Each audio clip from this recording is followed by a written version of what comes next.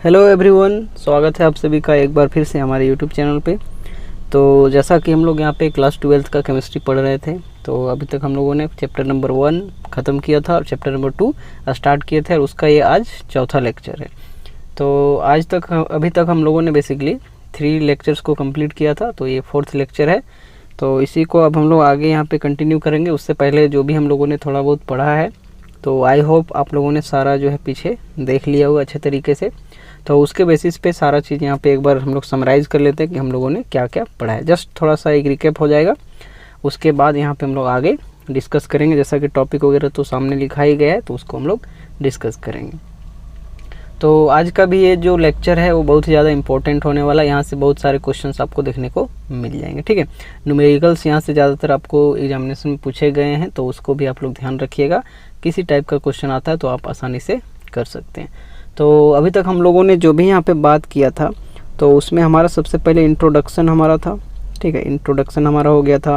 फिर हम लोगों ने गैल्वेनिक सेल, और उसके पहले हम लोगों ने थोड़ा सा बेसिक टर्म वगैरह देख लिया था, क्या होता है नहीं होता है, ठीक है। रेडॉक्स रिएक्शन का वहाँ पे हम लोगों ने किया था। फिर आगे हम लोगों ने अच्छे तरीके से सारा जो भी इलेक्ट्रोड पोटेंशियल, जो भी छोटा छोटा टर्म था, सेल वगैरह के बारे में, हाफ सेल वगैरह के बारे में, रिडक्शन पोटेंशियल, ऑक्सीडेशन पोटेंशियल, जो भी सारा चीज़ था, उस सब चीज़ हम लोगों ने क्या किया था, अभी तक हम लोगों ने डिस्कस किया था। तो वहीं पे अब हम लोग जो है आगे बढ़ेंगे। तो सारा चीज़ हम लोगों ने देखते हुए अब आगे हम लोग जो आज से स्टार्ट करेंगे, मतलब आज के इस वीडियो में हम लोग करने वाले हैं, वो हम लोगों का है स्टैंडर्ड हाइड्रोजन इलेक्ट्रोड। इसी को मैंने सी के बारे में बताया था, SHE, जो कि स्टैंडर्ड हाइड्रोजन इलेक्ट्रोड है। तो सबसे पहले एक बेसिक आइडिया आप लोग जान गए कि जो स्टैंडर्ड हाइड्रोजन इलेक्ट्रोड है, तो उसका यूज करके हम लोग जो इनोट सेल वाला जो कैलकुलेशन देखते थे, जो भी हमारा इलेक्ट्रोड पोटेंशियल का हम लोग देखते थे कैलकुलेशन, जो भी इनोट का वैल्यू इतना वोल्ट आता था, तो उसको क्या किया जाता है कि किसी भी मेटल का यदि हमको निकालना है, तो उसके लिए हम लोग जो है स्टैंडर्ड हाइड्रोजन इलेक्ट्रोड का सहायता लेते हैं। मतलब ये जो डिवाइस होता है बेसिकली, ये तो एक तरीके से यहाँ पे हमारा जो इलेक्ट्रोड जो होता है, वो हाइड्रोजन का इलेक्ट्रोड यहाँ से हम लोग तैयार करते हैं, जो कि बेसिकली हाइड्रोजन तो हमारा गैस होता है।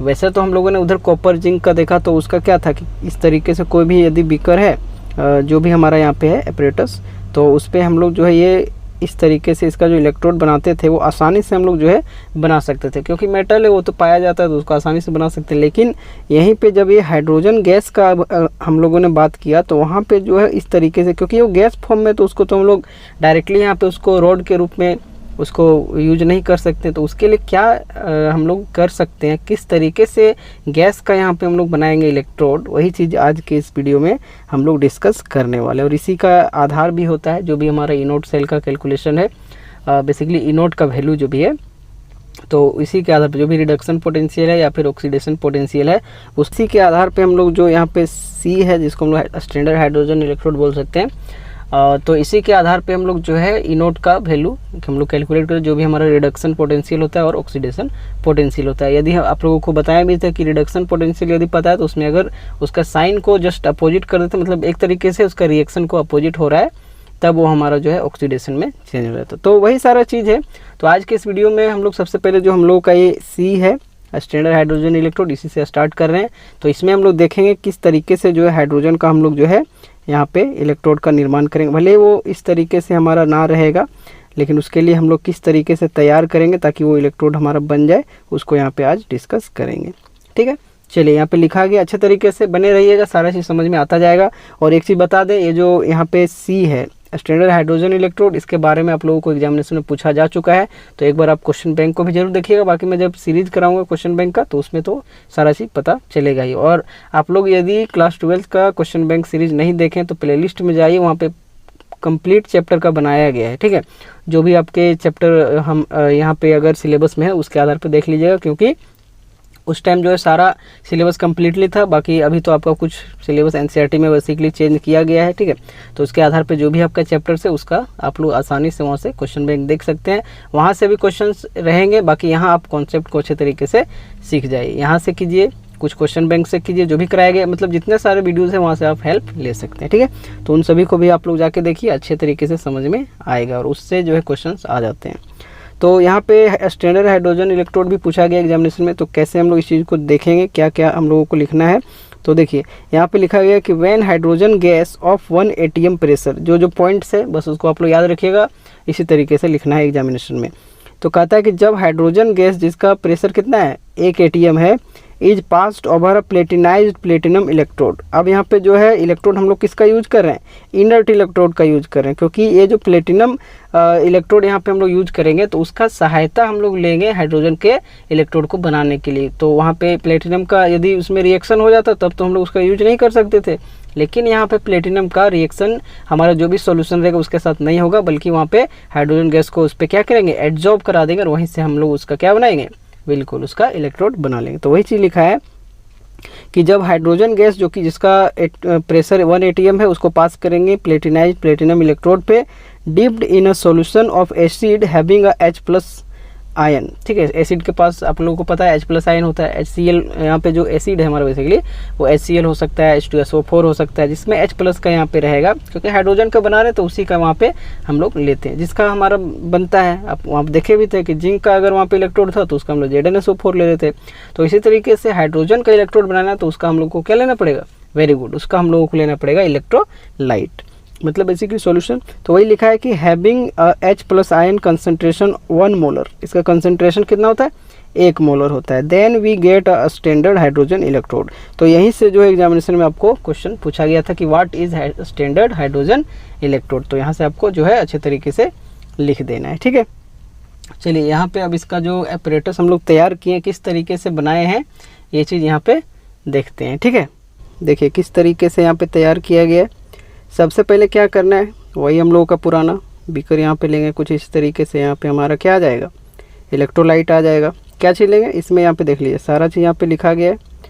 तो इसमें हम लोगों का जो होगा वो 1 मोलर HCl सॉल्यूशन होगा। ठीक है, मतलब यहाँ पे क्या है कि जो HCl में हमारा बेसिकली क्या रहता है H+ रहता है, तो H+ का यहाँ पे कंसनट्रेशन उसका कितना हो जाएगा, बिल्कुल 1 मोलर, मतलब लेना ही है 1 मोलर यहाँ पे आपको सॉल्यूशन अच्छे तरीके से लेना है। ठीक है, अब यहाँ पे आगे क्या करना है, कुछ इस तरीके से 1 मोलर HCl सॉल्यूशन लेना है। इस तरीके से यहाँ पे जो है एक ट्यूब टाइप का यहाँ पे तैयार करना है। ठीक है, उसमें यहाँ पे जो है देख लीजिए सारा चीज़ यहाँ पे लिखा गया इस तरीके से, यहाँ पे देख लीजिए एक ट्यूब टाइप का यहाँ पे बनाया गया है। इसमें क्या किया, यहाँ पे खाली जगह दिया जिसमें H2 गैस जिसका 1 atm प्रेशर है उसके साथ उस पर क्या किया जाता है, पास किया जाता है। तो यही जो H2 गैस है वो कुछ इस तरीके से यहाँ पे जो प्लेटिनम वायर जो यहाँ पे हमारा इस तरीके से है उसमें क्या होगा, जाके एड्जॉर्ब हो जाएगा। मतलब यहाँ पे देख लीजिए प्लेटिनाइज्ड प्लेटिनम इलेक्ट्रोड है, तो इस पे जो H2 गैस यहाँ से हम लोग डाल रहे हैं ना, तो वही चीज़ यहाँ पे आके क्या हो रहा है, एड्जॉर्ब हो जा रहा है, जिस कारण से यहाँ पे जो है इसका हम लोगों को इलेक्ट्रोड अच्छे तरीके से मिल जा रहा है। मतलब ये अच्छे तरीके से तरीका है, देख लीजिए यहाँ पे फिगर में भी दिखाया गया है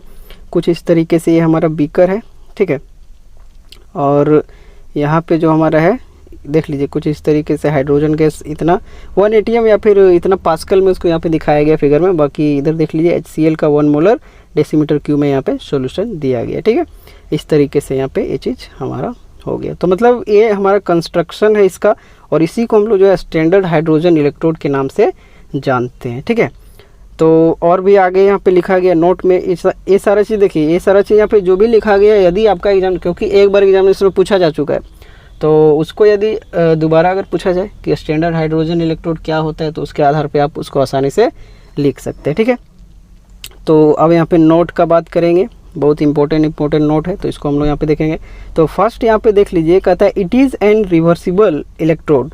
ये जो स्टैंडर्ड हाइड्रोजन इलेक्ट्रोड है वो किस तरह का इलेक्ट्रोड है, ये बेसिकली आपका रिवर्सिबल है। मतलब कहने का मतलब क्या है, तो कहने का मतलब यहाँ पे आगे लिखा है कि and used as both anode as well as cathode. मतलब इसका जो यूज है हम लोग एनोड और कैथोड दोनों टाइप से कर सकते हैं। मतलब यह एक रिवर्सिबल इलेक्ट्रोड है, जिसका मतलब यही हुआ। ठीक है, तो रिवर्सिबल इलेक्ट्रोड है, इसका मतलब क्या हुआ कि ये एनोड की तरह भी बिहेव करेगा और कैथोड के तरह भी बिहेव करेगा, ये चीज़ इसका कहना था। तो ये पहला यहाँ पे सबसे इम्पोर्टेंट नोट था।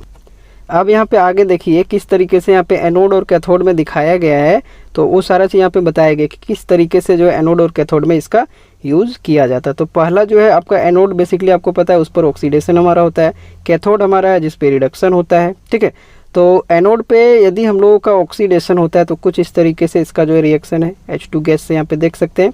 तो इलेक्ट्रॉन इसने लूज़ किया और यहाँ पे 2H+ कुछ इस तरीके से एक्वस हमारा बन गया।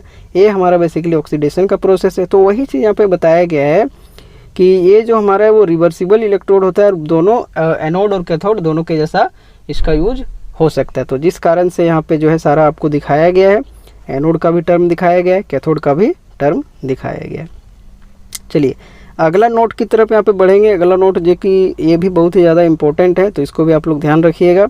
इसमें इसी से आपका जो है कंपैरिजन जब आप कीजिएगा किसी भी मेटल का, यदि आपको वहाँ से इलेक्ट्रोड पोटेंशियल कैलकुलेट करना है तो हम लोग क्या करते हैं, इसका एक आप लोगों को बता देते हैं। ये जो हम लोग इतना तो पता चला कि स्टैंडर्ड हाइड्रोजन इलेक्ट्रोड है, उससे हम लोगों का जो है हाइड्रोजन इलेक्ट्रोड का निर्माण होता है किस तरीके से, तो वो सारा चीज़ वहाँ पे एपरेटस हम दिखा दिए कि उसमें जो है HCl वगैरह जो भी H+ कंसनट्रेशन जो रखता होगा उसका सॉल्यूशन वहाँ पे रखते हैं, और ऊपर में जो है प्लेटिनम वायर से उसको कनेक्ट करते हैं और उसमें हाइड्रोजन गैस को उसमें क्या करते हैं, एड्जॉर्ब करवाते हैं, जिसके कारण वहाँ पे हम लोगों का हाइड्रोजन इलेक्ट्रोड का निर्माण होता है। और इसका जो हम लोगों का यूज़ है वो हम लोग जो है बेसिकली आपका पोटेंशियल, इलेक्ट्रोड पोटेंशियल कैलकुलेट करने के लिए किसी भी मेटल का, तो वहाँ पे हम लोग करते हैं। तो जिस कारण से यहाँ पे देख लीजिए, इसका एक चीज़ और याद रखिए कि इलेक्ट्रोड पोटेंशियल जो इसका यदि आप निकालिएगा SHE का, तो इसका 0.00 वोल्ट यहाँ पे इसका देखने को मिल जाता है। ठीक है, तो इसके आधार पे ही हम लोग जो है उसका कैलकुलेशन करते हैं। तो अब कैसे करते हैं, तो इसके लिए हम लोग क्या करते हैं, इधर हम लोगों का जो कुछ इस तरीके से, मान लीजिए किसी भी मेटल का, मान लीजिए हम लोग को एल्युमिनियम का हमको करना है कैलकुलेट कि उसका ई नोट क्या होगा, बस ये जस्ट समझाने के लिए बता दे रहे हैं। तो उसके आधार पे हम लोग को ये सारा का सारा आपका जो है इलेक्ट्रोकेमिकल सीरीज अभी आगे हम लोग देखेंगे, तो उसमें आपको सारा जो है सबका वैल्यू कैलकुलेटेड मिल जाए, क्योंकि सारा जो एक्सपेरिमेंट के थ्रू कैलकुलेट किया गया है। ठीक है, तो किस तरीके से कैलकुलेट किया गया ये चीज़ यहाँ पे हम लोगों को स्टैंडर्ड हाइड्रोजन इलेक्ट्रोड के सहायता से हम लोग पता कर लेते। तो एक तरफ मान लीजिए इधर जो भी हम लोगों का एल्युमिनियम वाला है उसको इधर हम लोग इलेक्ट्रोड उसका बनाएंगे। इलेक्ट्रोड तो बेसिकली आपको पता है कि जो भी हमारा सॉल्यूशन रहेगा उस पर और उसका वहाँ पे इलेक्ट्रोड बनेगा। वहीं पे इधर जो है हमारा कुछ इस तरीके से बेसिकली इसका तो यहाँ पे ऐसे दिखाना होगा, इस तरीके से यहाँ पे हमारा हाइड्रोजन इलेक्ट्रोड का जो भी यहाँ पे अभी हम एपरेटस दिखाएं, तो इससे क्या करना है, इसको यहाँ पे कनेक्ट करेंगे। तो मतलब दोनों के कंपैरिजन में यहाँ पे आपको इसका जो है निकल जाए, क्योंकि इसका तो हमारा 0 होता है, तो एक्सपेरिमेंटली यदि जो भी इसका आएगा तो इसके कंपैरिजन में माइनस करके वो चीज़ हमारा निकल जाता। तो इसमें उतना ज़्यादा दिमाग लगाने की ज़रूरत नहीं है, ये आपका जो है एक्सपेरिमेंटल सेटअप है, तो उसके आधार पे मतलब दोनों के कॉम्बिनेशन से इसको हम लोग कर सकते हैं। लेकिन यहाँ पे इंपॉर्टेंट ये चीज़ आ जाता है कि स्टैंडर्ड हाइड्रोजन इलेक्ट्रोड क्या होता है, तो उसके आधार पे आप आसानी से देख लीजिए, ये सारा चीज़ जो भी लिखा गया है उसको आपको एग्जामिनेशन में लिख देना है। ठीक है, तो I hope standard hydrogen electrode आप लोगों को समझ में आ गया होगा, जिसको हम SHE भी कहते हैं। ठीक है, चलो अगला यहाँ पे देख सकते हैं। अब हम लोग जो है आगे बढ़ेंगे इलेक्ट्रोकेमिकल सीरीज के तरफ। ठीक है, इलेक्ट्रोकेमिकल सीरीज बेसिकली क्या होता है उसके आधार पर उसको अब हम लोग देखने वाले हैं। देखिए यहाँ से भी क्वेश्चन पूछे जाते हैं। ठीक है, जो भी सारा चीज़ मैंने पहले ही कहा था कि हम लोग जो है एग्जाम ओरिएंटेड यहाँ पे पढ़ रहे हैं, तो सारा चीज़ जो है अच्छे तरीके से जो भी एग्जामिनेशन में आने लायक वो सारा चीज़ को हम लोग कर रहे हैं। बाकी आप लोग जो है ये क्वेश्चन बैंक का सीरीज को भी आप लोगों को देखना है। ठीक है, चलिए इलेक्ट्रोकेमिकल सीरीज हमारा क्या होता है, कहता है if different elements are arranged in decreasing order of their electrode potential. Different element को जब हम लोग अरेंज करते हैं उसके decreasing order of electrode potential में, ये बेसिकली इंक्रीजिंग में होता है, लेकिन बेसिकली इसको जो है डिक्रीजिंग ऑर्डर में ही तैयार किया गया, तो उसी के आधार पे हम लोग जो है इसको देख लेंगे। बाकी आप उसको इंक्रीजिंग में भी सजा सकते हैं। ठीक है, दैट इज़ रिडक्शन पोटेंशियल। और हम लोग ज़्यादातर क्या देखते हैं, रिडक्शन पोटेंशियल को ही ज़्यादा प्रीफर देते हैं, क्योंकि हम लोग जब ई-नोट सेल का कैलकुलेशन करते हैं या फिर ई सेल का कैलकुलेशन करते हैं, तो उसमें जो भी हमारा कैथोड पे हो या फिर एनोड पे हो, तो सभी में हम लोग उसका रिडक्शन पोटेंशियल का ही वैल्यू को मान के चलते हैं। इसलिए यहाँ पे इसको जो है रिडक्शन पोटेंशियल के आधार पे ही लिया गया है। तो वही चीज़ बोल रहा है कि अगर डिफरेंट एलिमेंट को हम लोग अरेंज करेंगे डिक्रीजिंग ऑर्डर ऑफ उसके इलेक्ट्रोड पोटेंशियल का, जो कि क्या रिडक्शन पोटेंशियल का, तो हम लोगों को एक सीरीज ऑब्टेन होगा जिसको यहाँ पे जो है इलेक्ट्रोकेमिकल सीरीज कहा जाता है। ठीक है, उसको हम लोग क्या कहते हैं, इलेक्ट्रोकेमिकल सीरीज कहते हैं। ठीक है, ये सारा समझ में आ रहा है। यहाँ पे आप लोगों को जो इसी तरीके से जो है आपको एग्जामिनेशन में यदि पूछा जाएगा तो आपको इसका डेफिनेशन लिख देना है। आप यहाँ पे देखिए सारा लिस्ट आप लोगों के लिए तैयार करके आए हैं, ये सारा आपको बुक में भी मिल जाएगा। तो यहाँ पे देख लीजिए रिएक्शन जो कि ऑक्सीडाइज फॉर्म और प्लस में इतना रिड्यूस फॉर्म में यहाँ पे चेंज हो रहा है, मतलब ऑक्सीडाइज से यहाँ पे रिड्यूस में चेंज हो रहा है। सारा चीज़ है यहाँ पे। सबसे पहले इसको ध्यान दीजिए, देख लीजिए स्टार्ट यहाँ से किया, इसको भी समझाते हैं। F2 से स्टार्ट किया, CO H2O2 MnO4 इस तरीके से आपका जो है चला है नीचे की ओर।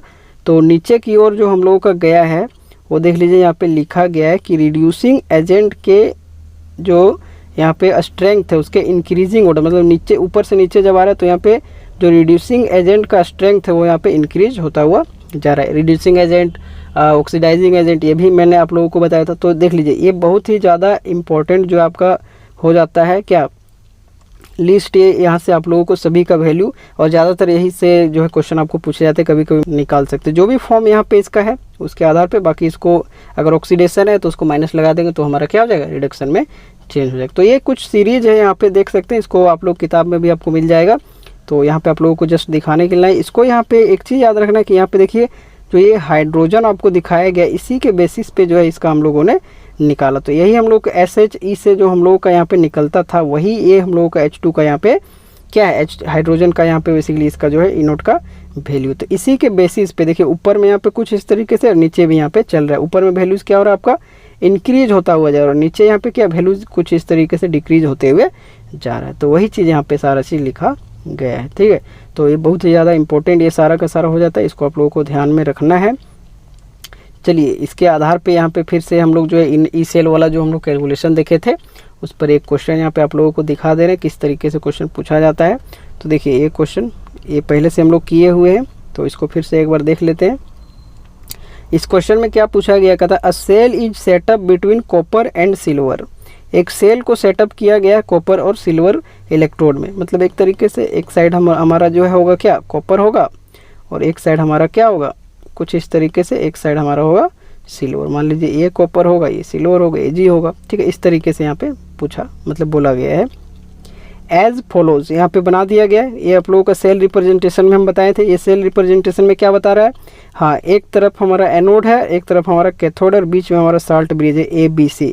तो एनोड वाला टर्म ए साइड हमारा आ रहा है, बीच में ये हमारा साल्ट ब्रिज है और ये C हमारा क्या है कैथोड वाला टर्म है। मतलब यहाँ पे जो कॉपर वाला टर्म ये चीज़ है यहाँ से यहाँ तक ये एनोड की तरह बिहेव कर रहा है और ये सिल्वर वाला जो है वो हमारा कैथोड की तरह बिहेव कर रहा है, ठीक है। तो वही कहता है if two half cell work under standard conditions then calculate the EMF of the cell. अब यहाँ पे बोलता है दो हाफ सेल को यहाँ पे स्टैंडर्ड कंडीशन में यहाँ पे दिखाया गया, मतलब अब यहाँ पे ईच सेल नहीं बल्कि ई नोट सेल का यहाँ पे करेंगे कैलकुलेशन। वहीं पे हम लोगों को वैल्यू कुछ इस तरीके से दिया है, ई नोट कॉपर 2+ से कॉपर का इतना वैल्यू दिया है, ई नोट Ag+ से Ag का इतना यहाँ पे दिया गया। तो इसी का हम लोग जो है इसी का यूज करके ई नोट सेल हम लोग निकालते थे, ठीक है। तो वही सीधा सिंपल यहाँ पे ई नोट सेल आपको निकालना, ये सारा लंबा चौड़ा भाषण यहाँ पे दिया गया है ताकि आप थोड़ा इसमें कंफ्यूज हो, बाकी कंफ्यूज नहीं होना है। सीधा सिंपल क्या बोला कि स्टैंडर्ड कंडीशन में हम लोग को EMF सेल का कैलकुलेट करना है। तो स्टैंडर्ड में हमारा ई नोट होता है, देखिए ई नोट को ऐसे भी दिखा रहे हैं और कुछ यहाँ पे जो किताब में आपको कुछ इस तरीके से भी मिलेगा। तो कोई दिक्कत घबराने वाली बात नहीं है, इस तरीके से आप यूज कर सकते हैं, ठीक है। तो ई नोट सेल कुछ इस तरीके से हमारा यहाँ पे रहेगा। तो अब हम लोग यहाँ पे ई नोट सेल कैलकुलेट करते हैं। तो ई नोट सेल हमारा फॉर्मूला क्या था देख लीजिए, ई नोट सेल यहाँ पे कैलकुलेट किया गया है। ई नोट सेल का फॉर्मूला हमारा ई नोट कैथोड माइनस ई नोट एनोड। ई नोट कैथोड, अब कैथोड में हमारा क्या होता है, बिल्कुल कैथोड में हमारा होता है क्या होता है, हाँ रिडक्शन होता है कैथोड में। तो रिडक्शन किसका हो रहा है, तो रिडक्शन यहाँ पे अगर हम लोग देखेंगे तो उसके आधार पे हमारा क्या होगा, उसके आधार पे क्या आदि हमारा यहाँ पे सेल रिप्रेजेंटेशन हम लोग को दे दिया गया। तो अब तो हम लोग को घबराने का बात नहीं है, एक साइड हमारा इधर एनोड है ये हमारा कैथोड है, तो कैथोड में हमारा Ag चला जाएगा। Ag का हमारा वैल्यू कितना है देखिए 0.80, लेकिन हम लोगों को हमेशा रिडक्शन का वैल्यू देखना है। तो रिडक्शन का वैल्यू के लिए अब यहाँ पे आप देखिए कि इसका रिडक्शन यहाँ पे दिखाया गया है या ऑक्सीडेशन। तो यहाँ पे देखिए Ag जो है, इसी बात को यहाँ पे मेन बात हमारा यहाँ पे था। तो यहाँ से क्या है कि Ag+ जो है वो Ag में जा रहा है, ठीक है। मतलब यहाँ पे प्लस चार्ज से 0 में जा रहा है, इसका मतलब यहाँ पे इसका रिडक्शन हो रहा है। और यही हम लोगों को रिडक्शन का वैल्यू एज इट इज लेना, मतलब ज्यों का त्यों लेना, मतलब यहाँ पे 0.80 ही हम लोग लेंगे। वहीं पे यहाँ पे देखिए तो इसका भी ये भी रिडक्शन वाला दिया है। यदि यहाँ पे कॉपर से कॉपर 2+ में जाता तो यहाँ पे जो प्लस में 0.3 बोल उसको हम लोग माइनस में लेते हैं, लेकिन यहाँ पे वैसा कुछ नहीं है, रिडक्शन वाला दोनों में टर्म दिया है। तो जहाँ भी हमारा जो यूज़ होगा उसको हम लोग एज इट इज यूज़ कर लेंगे। तो कैथोड में हमारा सिल्वर है, तो सिल्वर का 0.80 वही हम लोग यहाँ पे लिख दिए, माइनस हमारा फॉर्मूला से आ गया, माइनस ही रहा। और एनोड हमारा यहाँ पे कॉपर है, तो एनोड में इसका जो वैल्यू है उसी को हम लोग लिख दिए हैं। अगर यहाँ पे इसमें अगर कुछ चेंजेस रहता तब उसको नेगेटिव साइन लगा के वहाँ पे हम लोग उसको करते हैं, ठीक है। तो 0.80 और माइनस में 0.34, इसको जब हम लोग माइनस किए तो ओवरऑल हम लोगों का आंसर क्या आ गया, कुछ इस तरीके से आ गया, प्लस में 0.46 वोल्ट। ठीक है, ये चीज़ समझ में आ गया। इस तरीके से यहाँ पे करना होता है। तो देख लीजिए ये लैंग्वेज है। बाकी ये चीज़ यदि आपका दे दिया सेल रिप्रेजेंटेशन तब तो आपके लिए और भी आसान है, क्योंकि इसमें हम लोग कैथोड और एनोड डायरेक्टली पता हमारा चल जाता है। और यहाँ पे जो भी वैल्यू है इसमें एक देखिए ई सेल कैलकुलेट करने का जस्ट आप लोग फॉर्मूला देखिए, ई सेल बराबर हमारा होता है ई कैथोड, ठीक है, माइनस ई एनोड। अगर ई नोड स्टैंडर्ड जहाँ पे लिख दिया तो ई नोड का बात करेंगे, ई नोड बराबर कैथोड माइनस एनोड। तो कैथोड अगर सेल रिप्रेजेंटेशन दिया तब तो आपको कोई दिक्कत वाली बात नहीं है। अगर नहीं दिया, अगर इस तरीके से वैल्यू दिया तो पिछले वीडियोस में मैंने बताया ही था कि वहाँ पे आपको जो रिएक्टिविटी सीरीज है उस पर जाके आप देख सकते हैं, या फिर हाइयर माइनस लोअर आप कर सकते हैं। तो जो भी हाइयर है, हाइयर ये हमारा था, लोअर ये था, तो इसमें हम लोग घटा दिए। इस तरीके से भी इसको निकाल सकते हैं। लेकिन यदि आपका सेल रिप्रेजेंटेशन यदि दे दिया गया तब तो आपको एनोड और कैथोड उसी के आधार पर लिया जाएगा, क्योंकि वो तो आपको दिखाना चाह रहा है कि इसमें एनोड ये है और ये कैथोड है। बस आपको यहाँ पे रिडक्शन का वैल्यू जो भी यहाँ पे दिया गया है, इस अगर ये देखिए ये सेल रिप्रेजेंटेशन यदि आपको दे दिया जाए तो आपको किसका हेल्प लेना है, इसका। इसमें यहाँ पे रिडक्शन का वैल्यू आपको देखना है। ठीक है, चलिए अब हम लोग आगे बढ़ेंगे। अभी हम लोग स्टैंडर्ड हाइड्रोजन इलेक्ट्रोड देख लिए, इलेक्ट्रो केमिकल सीरीज हम लोग देख लिए। इसमें बहुत सारा वैल्यू ये सारा है, तो इसको आप लोग याद रख सकते हैं। बाकी आपको क्वेश्चन में ज़्यादा दिक्कत नहीं है, वो बेसिकली दे दिया जाएगा। अब हम लोग जो है आगे बढ़ते हैं, और सबसे ज़्यादा इंपॉर्टेंट नॉट्स इक्वेशन, यहाँ से जो है न्यूमेरिकल आपको पूछा जाता है, और ख़तरनाक वाला, ज़्यादा खतरनाक नहीं बोल सकते हैं, ज़्यादा डरने वाली बात नहीं है, ऐसा भी नहीं है। थोड़ा बहुत इक्विलिब्रियम का कॉन्सेप्ट आ जाता है, तो अभी मैं सारा समझा दूंगा। तो उसके आधार पर जो भी आपका रहेगा, 2-4 क्वेश्चन भी अभी हम लोग देखेंगे, तो सारा आपका जो है डर खत्म हो जाएगा। ठीक है, चलिए नॉट्स इक्वेशन की यहाँ पे बात करते हैं। नॉट्स इक्वेशन, तो नॉट्स इक्वेशन क्या होता है, कहता है नॉट्स show that for the electrode reaction. उन्होंने जो है इलेक्ट्रोड रिएक्शन, जैसे कि यहाँ पे एक इलेक्ट्रोड का रिएक्शन यहाँ पे दिखाया गया, जिसमें Mn प्लस एक्वस से ये जो है N इलेक्ट्रॉन को क्या करता है, एक्सेप्ट करता है, और कुछ इस तरीके से मेटल जो है सॉलिड में इसका चेंज कर देता है। मतलब एक्वस फॉर्म से ये हमारा जा रहा है सॉलिड फॉर्म में। ठीक है, तो यहाँ पे बेसिकली क्या हो रहा है, यहाँ पे कोई भी चार्ज रहेगा उससे यहाँ पे क्या हो रहा है, डाउन हो रहा है, मतलब रिडक्शन यहाँ पे बेसिकली उसका हो रहा है। ठीक है, तो वही लिखा है कि नॉट्स shows that for the electrode reaction, इस तरीके से एक इलेक्ट्रोड रिएक्शन है, इसको हम लोग देख लिए। The electrode potential at any concentration measured with respect to standard hydrogen electrode, जो भी हम लोग पढ़े ऊपर में, स्टैंडर्ड हाइड्रोजन इलेक्ट्रोड के कंपेरिजन में उसका, उससे हम लोग जो इलेक्ट्रोड पोटेंशियल किसी भी कंसंट्रेशन पे मेजर करते हैं, उसको हम लोग रिप्रेजेंट करते हैं कुछ इस तरीके से। किस तरीके से करते हैं, ई एम एन प्लस से एम जा रहा है, और कुछ इस तरीके से E naught M N plus से एम, और R T by N F minus में देना है, minus R T upon N F, और L N M upon M N का कंसंट्रेशन। मतलब इधर का जो आपका एक साइड क्या हुआ, ये तो हमारा रिएक्टेंट हो गया, हमारा प्रोडक्ट हो गया, तो प्रोडक्ट का जो कंसंट्रेशन ऊपर में रखेंगे। आप लोग इक्विलिब्रियम में पढ़े होंगे कि ए प्लस बी यदि कुछ इस तरीके से है, सी बना रहा है, तो इसका के सी हम लोग लिखते थे ना। ठीक है, के सी हम लोग लिखते थे, के लिखते थे बेसिकली। तो उसमें क्या करते थे, एक तरफ प्रोडक्ट वाला सबसे पहले ऊपर में, और नीचे में इधर से ए और कुछ इस तरीके से बी। तो वही चीज़ यहाँ पे इसके आधार पे यहाँ पे लिखा गया। तो एल एन यहाँ पे एल एन ले लिए हैं, और कुछ इस तरीके से एम ऊपर, क्योंकि ये हमारा सॉलिड में और एप्पल में ये चीज़ हमारा आ जाएगा। इलेक्ट्रॉन का चेंज को तो वहाँ पे हम लोग नहीं दिखा रहे, जो भी कंसंट्रेशन का टर्म है उसको वहाँ पे हम लोग रखेंगे।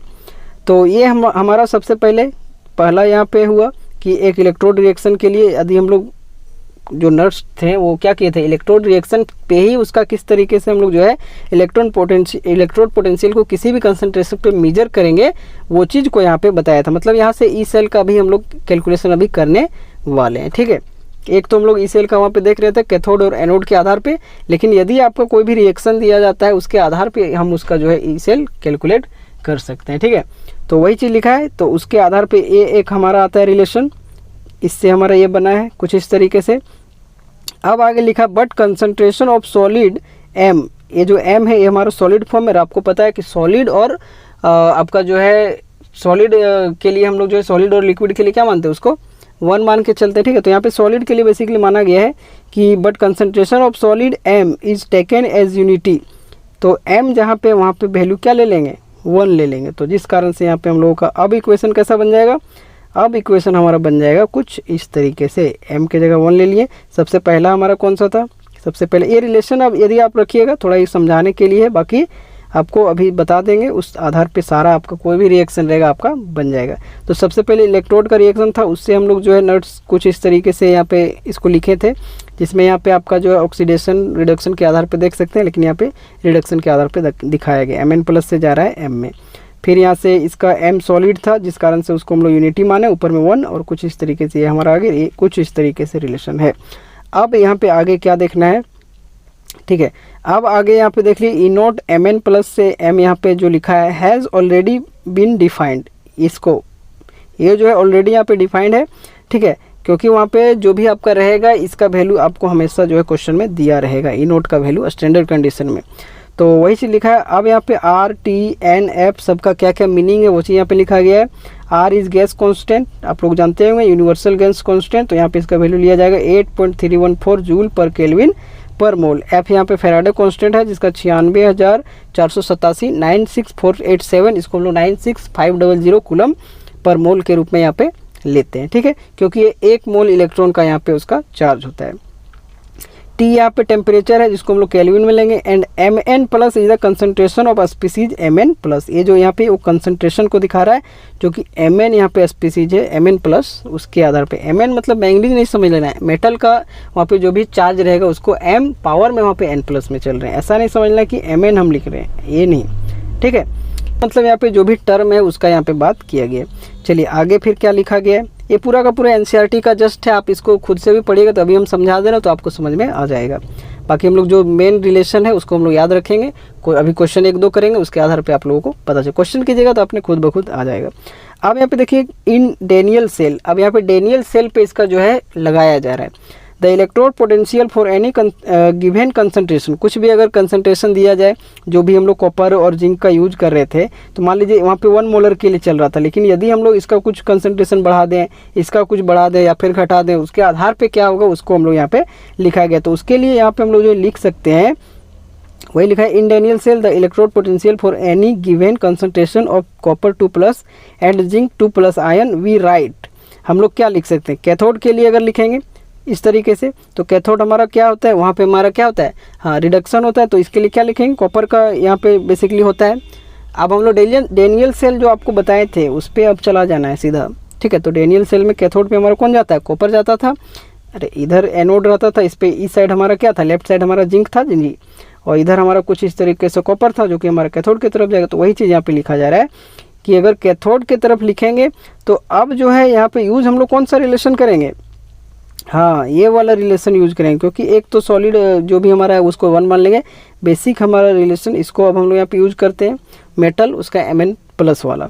तो यहाँ पे कैथोड पर किया गया है, तो E यहाँ पे देख लीजिए कॉपर 2+ से कॉपर में जा रहा है, और कुछ इस तरीके से यहाँ पे हमारा जो E0 इसका लिखेंगे, और RT/2F, क्योंकि इलेक्ट्रॉन का 2 चेंज हो रहा है, मतलब कॉपर से यहाँ पे अगर जा रहा है कुछ इस तरीके से, कॉपर से कॉपर 2+ में जा रहा है, तो चेंज इलेक्ट्रॉन का कितना आ रहा है, 2 इलेक्ट्रॉन का रहा है। तो इसी इलेक्ट्रॉन का जो चेंज है उसको हम लोग N की जगह लिखें, तो N की जगह यहाँ पे 2 लिख दिया गया, और F को F रख दिए, और Ln यहाँ पे कुछ इस तरीके से, ये हमारा कॉपर क्या था, सॉलिड के फॉर्म में था ना, तो इसको तो हम लोग क्या मानेंगे, 1 मानेंगे, ठीक है।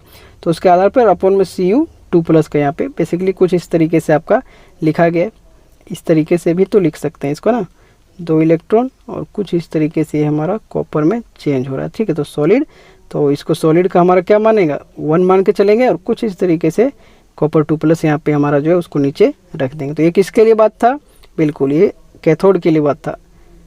अब हम लोग यहाँ पे एनोड के लिए बात करेंगे, तो एनोड के लिए, एनोड पे हमारा क्या होता है, जिंक होता है, तो जिंक कुछ इस तरीके से उसका लिया गया है। देखिए जो भी रिलेशन वहाँ पे था उसमें Mn+, देखिए यहाँ पे मैं दिखा देता हूँ, लिखने का क्या ज़रूरत है, यहाँ पे जो है इस आधार पे हमारा ये चलेगा, ठीक है। जो भी रहेगा इसको इस तरीके से आपको सजाना है। तो M के जगह पे हमारा क्या था, पहले कॉपर था, तो कॉपर पे यहाँ पे कितना था, देखिए यहाँ पे सारा चीज़ लिखा गया, कोई दिक्कत नहीं, कॉपर 2+ और जिंक 2+। तो M हमारा यहाँ पे कॉपर है, इस पे यहाँ पे 2+ लिखेंगे, और कुछ इस तरीके से ये कॉपर जा रहा है, मतलब ये हमारा फॉर्म कौन सा है, Mn+ से कुछ इस तरीके से M, इसी को जो है हम लोग सजा के यहाँ पे ऐसे लिखे हैं। तो जस्ट आपको जो है ये वाला याद रखना है, इसी के आधार पे यहाँ पे बैठाना है। तो यहाँ पे हम लोग डेनियल सेल के लिए बैठा रहे हैं, तो कैथोड पे हम लोग कुछ इस तरीके से बैठाएंगे, यहाँ पे ये हमारा बैठ गया, और अब एनोड पे भी कुछ इस तरीके से बैठाएंगे, ठीक है। ये 2 चीज़ यहाँ पे आ गया। अब यहाँ से क्या है कि सेल पोटेंशियल का हम लोग जो है फॉर्मूला कुछ इस तरीके से जानते हैं। एक हमारा ई कैथोड, ई एनोड। तो कैथोड पे हमारा ये सारा चीज़ है तो उसका यहाँ पे लिख दिए, एनोड पे ये है तो इसमें इसको घटाएं। अब क्या करना है, जो भी हमारा इसका वैल्यू और इसका वैल्यू, ये जो ई Cu2 प्लस है, Cu का वैल्यू क्या है, ए वाला, ये पूरा टर्म, और Zn जो 2 प्लस है उसका ये वैल्यू पूरा का पूरा है। अब यहाँ पे क्या हुआ है कि इस पे माइनस कर देंगे तो ये बराबर यहाँ पे दिया गया। तो जो हमारा ई Cu2 प्लस से कॉपर वाला है उसका वैल्यू यहाँ पे, तो उसको हम लोग यहाँ पे लिख दिए। उसमें भी हम लोग माइनस करें, ये आपका पूरा का पूरा डेरिवेशन है, किस तरीके से जो है नॉस्ट इक्वेशन का निर्माण होता है, ये चीज़ यहाँ पे बताएगा। तो इसमें इसको माइनस करेंगे तो यहाँ पे देख लीजिए क्या क्या चीज़ चलेगा, इसको और इसको एक साथ यहाँ पे रख दिया गया है। और माइनस यहाँ पे जो RT/ln वाला चीज़ है, ये वाला टर्म, उसको यहाँ पे इधर ले आए हैं। 1/में Cu2 प्लस था तो 1/में Cu2 प्लस ले लिए, 1/में Zn2 प्लस था तो 1/में Zn2 प्लस ले लिए। अब यहाँ पे हम लोगों का क्या हुआ है कि यहाँ से ई सेल, तो ये चल रहा है स्टेप। अब ये जो पूरा का पूरा, इसको हम लोग क्या लिख सकते हैं, इनोड सेल लिख सकते हैं। वही चीज़ है, इनोड सेल लिखेंगे तो उस पर ये फॉर्मूला होता है, इधर हमारा कैथोड है, इधर हमारा एनोड है। अब ये स्टैंडर्ड में चला गया तो इनोड सेल के लिए ये हमारा फॉर्मूला होता था कि नहीं, तो उसी को यहाँ पे इनोड सेल के रूप में यहाँ पे लिख दिया गया है। और यहाँ पे RT/2F जो दोनों जगह यहाँ पे कॉमन है उसको एक जगह लिख लिए, और कुछ इस तरीके से लॉग के टर्म में इसको यहाँ पे हम लोगों ने रख दिया है, ठीक है। क्योंकि यहाँ पे हमारा देख लीजिए ln यहाँ पे है, यहाँ पे, तो ln अगर a माइनस b अगर रहेगा तो इसका फॉर्मूला क्या होता है, हाँ ln a/b। तो a के जगह पे ये है, b के जगह पे ये है, तो क्या लिख दिए, जो भी यहाँ पे है ऊपर नीचे यहाँ पे कर दिया गया, ठीक है। इसको यहाँ पे हम लोग लिखे ln के रूप में यहाँ पे, और यहाँ पे ln क्या Cu2 प्लस का कंसिडरेशन, क्योंकि a माइनस बी का यहाँ पे जो है फॉर्मूला a/b कुछ इस तरीके से हमारा होता है, ठीक है। तो अब जो यहाँ पे हमारा फाइनल फार्मूला कुछ इस तरीके से ये हम लोगों का चल गया, जो नॉस्ट इक्वेशन का फॉर्मूला है। तो इसी के आधार पे हमारा यहाँ पे जो है जो भी कंसंट्रेशन आपका Zn2 प्लस का दिया जाए, कॉपर 2 प्लस का दिया जाए, तो उसके आधार पे हम लोग क्या कर सकते हैं, इसको बना सकते हैं, ठीक है। यहाँ से कैलकुलेशन ई सेल का कर सकते हैं। तो नॉस्ट इक्वेशन में बात यहाँ पे क्या था, वो जो हम लोग का इनोड सेल या फिर ई सेल वाला कैलकुलेशन था वो हम लोग का 1 मोलर पे चल रहे थे, उसके आधार पे हम लोग कह सकते हैं वहाँ पे चल रहा था। लेकिन यहाँ पे जो यदि आपका कंसंट्रेशन कुछ भी चेंज होता तो वहाँ पे आपको नॉस्ट इक्वेशन का जो है यूज़ करके आप आसानी से ई सेल का कैलकुलेशन कर सकते हैं, ठीक है। तो ये चीज़ यहाँ पे बोलने के लिए इतना यहाँ पे इसका किया गया था। मतलब यहाँ पे सीधा सिंपल है, यहाँ पे तो हम लोग Zn2 प्लस और कॉपर 2 प्लस डेनियल सेल का एग्जांपल लिए, लेकिन यहाँ पे कुछ भी आपका हो सकता है, जो कि इस यहाँ पे फॉर्मूला आपको दिखाए थे कहीं पे, हाँ इसके आधार पे यहाँ पे इस ये जो आपका देख लीजिए ऊपर वाला है, तो इसी के आधार पे ये वो चीज़ हम लोगों का डेनियल सेल के लिए बना था। तो आपको सीधा सिंपल ये याद रखना है, अगर ई सेल निकालना है हम लोगों को, अगर कोई भी हमारा जो कंसंट्रेशन टर्म डिफरेंट दिया है उसके आधार पे, तो ई सेल बराबर इनोड सेल होता है माइनस में RT/NF, और ln में यहाँ पे जो भी आपका उसका कंसंट्रेशन टर्म है उसको वहाँ पे लिखेंगे। जैसे जो भी रिएक्शन A+B यहाँ पे दिया है, C+D बना है तो C+D ऊपर, A+B नीचे आ जाएगा, ठीक है। A+B में नहीं, बेसिकली A और B का अलग होगा और C और D का अलग होगा। इक्विलिब्रियम आप लोग पढ़ेंगे इस तरीके से, बाकी अभी क्वेश्चन करेंगे आपको समझ में आ जाएगा। अब यहाँ पे डेनियल सेल का ही एग्जांपल हम लोग लेके समझे थे। मेन तो हम बार बार मैं कह रहा हूँ, मेन ये हमारा फॉर्मूला है, इसको आप लोगों को याद रखना है, इसके आधार पे आपको नॉस्ट इक्वेशन तैयार करना है। अब यहाँ पे देखिए वही चीज़ लिखा गया है कि it can be seen that E cell depends on the concentration of both. देखिए यहाँ पे और यहाँ पे दोनों पे डिपेंड करा है, कॉपर 2 प्लस और Zn2 plus ion. It increases with increase in the concentration. यदि ये लोग इन दोनों का क्या करें, कंसंट्रेशन अगर इंक्रीज करते हैं तो ई सेल भी क्या होगा, इंक्रीज होगा हमारा। वही चीज़ लिखा है कि it increases with increase in the concentration of Cu2 plus ion and decrease in the concentration of Zn2 plus ion. मतलब यहाँ पे कहने का है कि यदि हम लोग Zn का यहाँ पे कम कर देते हैं और कॉपर का अगर बढ़ा देते हैं तो ई सेल का भी यहाँ पे क्या होता है, इंक्रीज करेगा वैल्यू, और यही उल्टा कर देंगे तो डिक्रीज करेगा, ठीक है। इस आधार पे यहाँ पे बोला गया है। अब देखिए by converting the natural logarithm, जो ये ln वाला टर्म है, इक्वेशन यहाँ पे एक किताब में दिया गया, बेसिकली इसको हम लोग कोई भी इक्वेशन अपना मान सकते हैं। तो वही इक्वेशन में यदि हम लोग नेचुरल लॉग का लगाते हैं to the base 10 and substituting the value of RFT, T बराबर हमारा टेम्परेचर हमारा क्या जाएगा, हाँ 298। मतलब स्टैंडर्ड कंडीशन जब हम लोग करेंगे तो इट रिड्यूस है, मतलब इट मतलब क्या, ये जो यहाँ पे इक्वेशन रिड्यूस हुआ तो वो कुछ इस तरीके से इसमें चेंज हुआ। मतलब R का भी वैल्यू बैठाएंगे, T का भी वैल्यू बैठाएंगे, 2 यहाँ पे इलेक्ट्रॉन चेंज था तो 2 वहाँ पे है ही, फैराडे का भी बैठाएंगे, तब जाके आपका जो है कुछ इस तरीके से इतना का देखिए RT और अपॉन में F का वैल्यू आपका 0.059 आपका आ जाएगा। तो वो हमारा चेंज किस में हो जाएगा, बिल्कुल ये हमारा अब हो जाएगा लॉग में। मतलब समझाने का बात है। चलिए आपको समझाते हैं। ये हमारा इक्वेशन है, इसमें अब हमको जो ln है उसको लॉग में चेंज करना है। तो यहाँ पे क्या करेंगे कि ई सेल हमारा है, इसको यहाँ पे करेंगे E0 सेल और माइनस में R का वैल्यू 8.314 ले लेना है। टेम्परेचर देख लीजिए 298 लेना है। अपॉन में यहाँ पे जो हमारा 2 तो ये है बेसिकली, ये जो 2 हमारा यहाँ पे 2 रख सकते हैं, इनटू यहाँ पे हमारा क्या हो जाएगा फैराडे का 96,000। कैलकुलेशन के लिए हम लोग 96,500 लेते हैं। अब 8.314 इंटू 298 अपॉन में जब आप लोग 96,500 को कीजिएगा तो आपका ओवरऑल जो है कैलकुलेशन आपका होके 0.059 आएगा, और तब वो हमारा ये हो जाएगा लॉग में चेंज, क्योंकि बेसिकली यहाँ पे और एक ऐड होगा 2.303। जब भी हमारा ln होता है उसको जब हम लोग लॉग में करते हैं तो 2.303 से उसको क्या करते हैं, गुना करते हैं। इतना जब कीजिएगा गुना, इसको भी छोड़ दिए थे, इसको लिखना है, मतलब 2.303 इंटू 8.314 इंटू 298 और अपॉन में 96,500 जब हम लोग इतना करेंगे तब हमारा ये वैल्यू कुछ इस तरीके से आएगा। और ये चेंज किस में हो जाएगा, लॉग में चेंज होगा। मतलब यहाँ पे जो ln था वो अब लॉग में चेंज हो गया बेसिकली सारा वैल्यू के साथ। तो ये फाइनल यहाँ पे कुछ इस तरीके से लॉग में चेंज होकर यहाँ पे नर्स्ट इक्वेशन का वैल्यू आया। अब यहाँ पे देखिए, we should use the same number of electron for both the electrodes and thus for the following cell. ठीक है, इलेक्ट्रॉन क्या है, इलेक्ट्रॉन का चेंज वहीं पे यहाँ पे देख लीजिए उतना ही चेंज हो रहा है 2+ का, इसमें ये चीज़ यहाँ पे चेंज हो रहा है।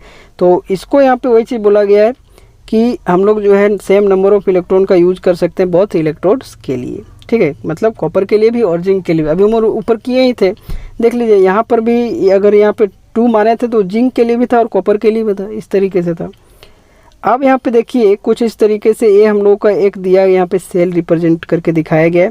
इसमें हम लोग क्या जानते हैं, एक तरफ हमारा क्या होता है, हाँ एनोड होता है, एक तरफ हमारा कैथोड, बीच में क्या होता है, साल्ट ब्रिज, ओवर ब्रिज नहीं होता है, साल्ट ब्रिज होता है। ठीक है, चलिए अब यहाँ पे इसके लिए बोला है कि ये जो यहाँ पे दिखाया गया इसके लिए सेल रिएक्शन हमारा क्या हो जाएगा, कुछ इस तरीके से हो जाएगा। निकल से निकल 2+ में जा रहा है तो निकल से निकल 2+ में जा रहा है, Ag+ से Ag में जा रहा है तो Ag+ से Ag में जा रहा है। अब क्या किए यहाँ पे बेसिकली इसको बैलेंस कर दिए, इधर 2 Ag से किए तो इधर 2 किए, तब जाके हम लोगों का जो है इलेक्ट्रॉन का यहाँ पे जो है काउंटिंग 2 के रूप में आ जाएगा।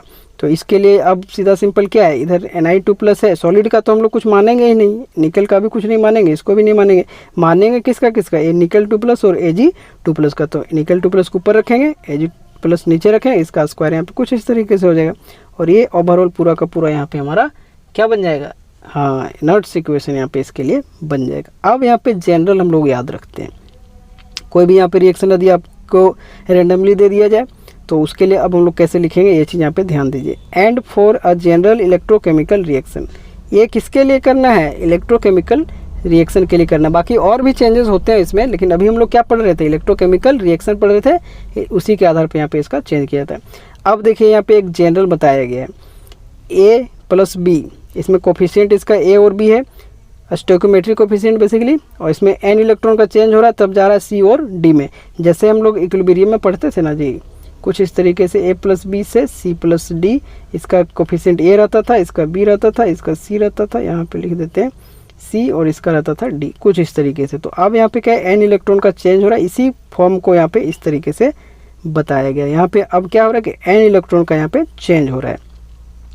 अब देखिए इस पे यदि हम लोग जो है यहाँ पे नर्स्ट इक्वेशन को अप्लाई करेंगे तो अब बोला ये जो रिएक्शन आपका है इसके लिए हम लोग को नर्स्ट इक्वेशन यदि हम लोग को लिखना है तो सबसे पहले हमारा ई सेल बराबर E0 सेल माइनस RT/NF होता है, और ln Q, Q की जगह के भी हम लोग कभी कभी यूज करते हैं, तो वो हम लोग कहाँ पे करते थे, हाँ इक्विलिब्रियम में करते थे। यहाँ पे Q का करेंगे, रिएक्शन कोएफिशिएंट का यहाँ पे बात करेंगे। तो रिएक्शन कोएफिशिएंट बेसिकली क्या होता है, वही चीज़ जो बताया, जो इधर प्रोडक्ट वाला ऊपर में, नीचे यहाँ पे रिएक्टेंट का कंसंट्रेशन को यूज करते हैं। देखिए यहाँ पे लिखा भी गया है।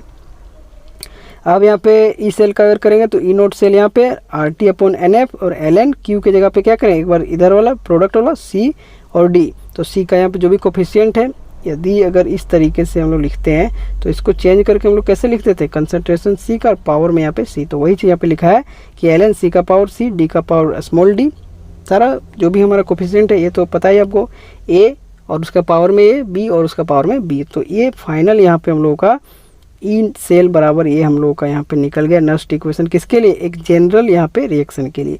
और यहाँ पे जितना इलेक्ट्रॉन का चेंज रहेगा उतना ही वहाँ पे लिखने, वो तो ऊपर हम लोग देख ही लिए, ठीक है।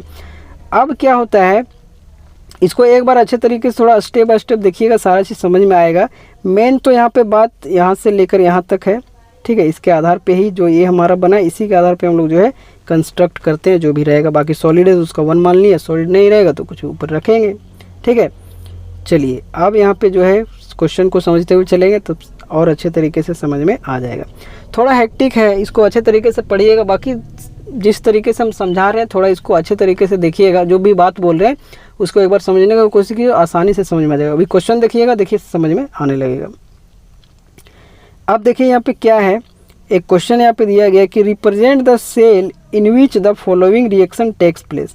सबसे पहले एक सेल को रिप्रेजेंट करना है जिसमें ये रिएक्शन यहाँ पे हो रहा है। कैलकुलेट इट्स ई सेल, यदि अगर ई नोट सेल इतना है तो सबसे पहले रिप्रेजेंट करने बोल रहा है सेल का या रिएक्शन, उसके आधार पे उसको सेल का रिप्रेजेंटेशन करेंगे ए बी सी के आधार पे, ठीक है। एक तरफ एनोड को रखेंगे, एक तरफ कैथोड को रखेंगे। एनोड पे हमारा क्या होता है, बिल्कुल रिडक्शन होता है, तो रिडक्शन वाला टर्म को पहले ढूंढेंगे, उसको एक साइड लिखेंगे, सारा भी करेंगे, कोई दिक्कत वाली बात नहीं है। उसके बाद हम लोग ई सेल का कैलकुलेशन करेंगे, तो उसके लिए आधार पे यहाँ पे दिया, मतलब इस आधार इसके जैसा यहाँ पे करना है, ठीक है।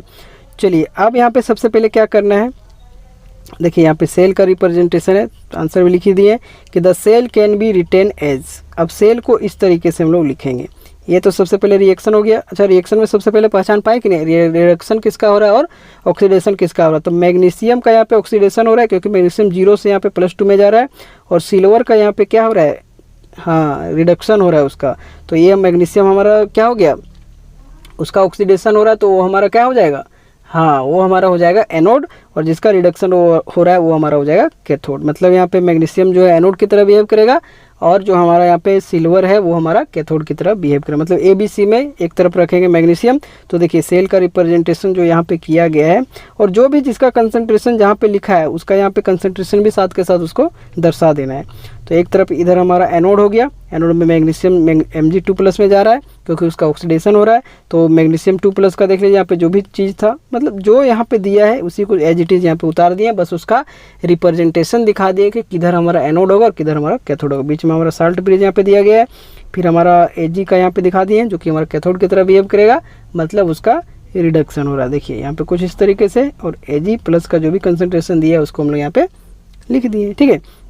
तो ये तो हमारा पहला स्टेप हुआ कि हम लोग सेल रिप्रेजेंटेशन इस आधार पे कर दिए। अब यहाँ पे क्या करना है, हम लोग को ई सेल भी कैलकुलेट करने बोला है। तो जहाँ पे इनोट सेल हम लोगों का यहाँ पे दिया गया, तो जब भी ई सेल और इनोट सेल दो चीज़ यहाँ पे जहाँ भी दिखे, ई सेल दिखे और इनोट सेल दिखे, मतलब तुरंत आपको दिमाग में आना चाहिए कि यहाँ पे हमारा ई सेल भी है, इनोट सेल भी है, मतलब कहीं ना कहीं यहाँ पे नस्ट इक्वेशन का यूज करेंगे। और नस्ट इक्वेशन सीधा सिंपल आपको ये चीज़ रखना है, एल एन पे यहाँ पे जो भी रिएक्शन में आपका दिया है ये वाला रिएक्शन को यूज करेंगे। इधर हमारा कौन कौन होगा, सॉलिड वाला तो ये कट जाएगा, मैग्नीशियम का यूज होगा, और यहाँ पे सिल्वर का यूज होगा। तो उसको यूज करते हुए यहाँ पे देख लीजिए नस्ट इक्वेशन का, देख लीजिए यहाँ पे सारा चीज़ लिख दिया गया है। ई सेल बराबर E naught cell minus RT/2F ln, और इधर देख लीजिए मैग्नीशियम 2+ का यहाँ पे रखे हैं और सिल्वर 2+ का नीचे यहाँ पे रख दें, क्योंकि प्रोडक्ट माइनस अपन में रिएक्टेंट यहाँ पे लिखे हैं। और रिएक्टेंट हमारा जो है सिल्वर है, इसको जो कोफिशिएंट है 2 यहाँ पे 2 है इसका, तो इसके आधार पे इसका पावर में 2 लिख दिए। अब सारा चीज़ यहाँ पे अब वैल्यू को हम लोग बैठाएंगे। ई नोट सेल का वैल्यू हमारा कितना था 3.17, इसको हम लोग बैठा दिए।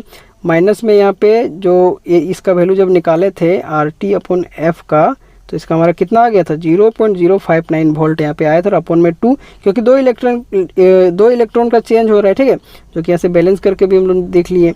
तो उसके आधार पे यहाँ पे जो है जो भी इलेक्ट्रॉन का चेंज आएगा उसको यहाँ पे नीचे लिखेंगे, तो 2 हो जाएगा लॉग। अब यहाँ पे इसको क्या किए, अगर 0.059 अगर यहाँ पे हम लोग लिख रहे हैं, इसका मतलब क्या है कि ln को हम लोग लॉग में चेंज कर चुके हैं।